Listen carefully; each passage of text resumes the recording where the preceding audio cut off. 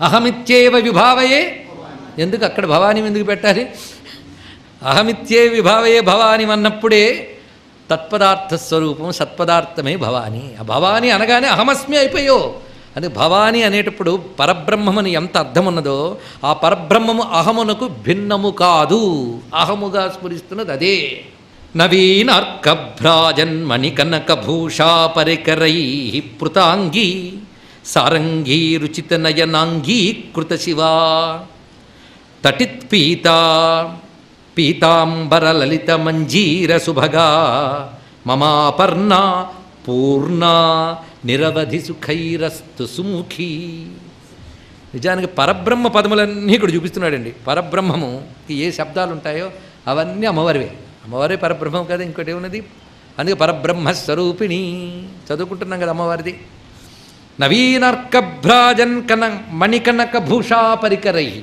అమ్మవారు ఎలాంటి మణిమయమైన అలంకారాలు ధరించారయ్యా అంటే నవీన అర్కభ్రాజన్.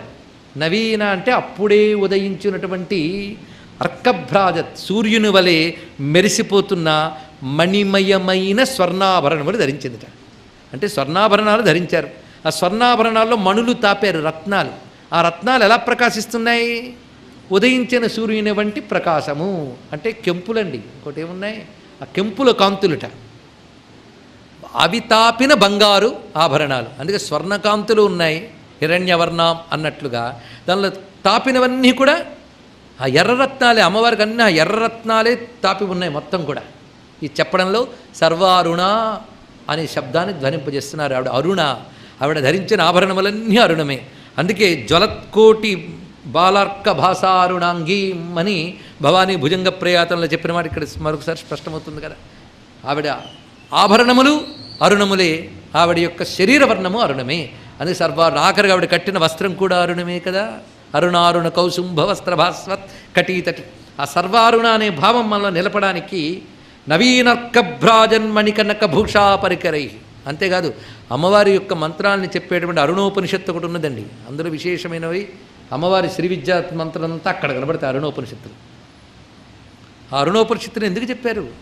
భానుమండల మధ్యస్థ అయిన తల్లి ఆవిడ. అది దీని అందున్న అందం. అంతే కదా. అలాంటి పరికరై, భూషా పరికరై అంటే అలంకరణ సామగ్రితో పృతాంగీ, అలంకృతమైన శరీరము కలది.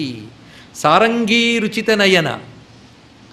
ఆవిడ యొక్క నేత్రములు ఎలా ఉన్నాయంటే సారంగీ రుచిత నయన. సారంగి అంటే ఆడలేడి అని అర్థం అండి. ఆడలేడి వంటి కళ్ళు అంటే స్త్రీ యొక్క అందమైన నేత్రముల్ని హరిణాక్షి అని సంబోధించనున్నది కదా. అలాంటి సారంగి, ఇది గొప్ప మాట చెప్పారండి. సారంగి మాటకు మరొక అర్థం ఏంటంటే సారగ్రాహి, సారముల్ని గ్రహించేదిట. అది గొప్ప విషయం. అంటే అవతలవాడు నమస్కారం చేశాడు కానీ వాడి యొక్క సారమైన భక్తిని ఆవిడ గ్రహిస్తుందిట. తదహం భక్తిపూరితం అశ్నామి ప్రయతాత్మన అన్నట్లుగా సాధనకి సారం భక్తేనండి, వస్తువులు కావు. అది సారం. అవతలవాడు నమస్కరించినప్పుడు వాడు హృదయం ఏమిటో గ్రహించే తల్లి. జీవికి సారం వాడు హృదయం. అంతేగాని ఎదురుగా ఎన్ని మొహమాటపు నవ్వులు నవ్వి చాలా గొప్పవారండి మీరు అని బయటకు నవ్వుతూ మాట్లాడుతూ లోపల తిట్టుకుంటూ ఉంటే మనం మాత్రం బయట మాట చూసి భలే అభిమానం వాడికి నాపైన అనుకుంటాం. సారం తెలుసుకోవడం మనకు చేత కాదు. సారం ఆవిడ దగ్గర తెలుసు. ఆవిడ దగ్గర నువ్వేం దాచలేవు, నటించలేవు. ఎందుకంటే మనిషికి సారం మనస్సు. అవునా లేదండి? ఎన్ని వేషాలు వేసినా వాడు మనస్సే ప్రధానం. ఆ మనస్సు మనం కప్పిపుచ్చుతాం, ఆవిడ దగ్గర కప్పిపుచ్చలేవు. ఆవిడ తన కళ్ళతో కనిపెట్టేస్తుంది. అసలు కనిపెట్టే కళ్ళు ఆవిడవే. అసలు కనిపెట్టుట్లోనే కళ్ళు ఉన్నాయి. అందుకే ఆవిడ సారంగీ రుచిత నయనా అన్న మాట. సారంగీ రుచిత నయన అనే శబ్దంలో ఇంత గొప్ప విశేషం ఉంది. కేవలం లేడి లాంటి కళ్ళు కలది అనేది కాదు. ఎందుకంటే వీటిని గమనించేటప్పుడు దేవతా విషయంలో కేవల బాహ్య సౌందర్య దృష్టి మాత్రమే చాలదండి.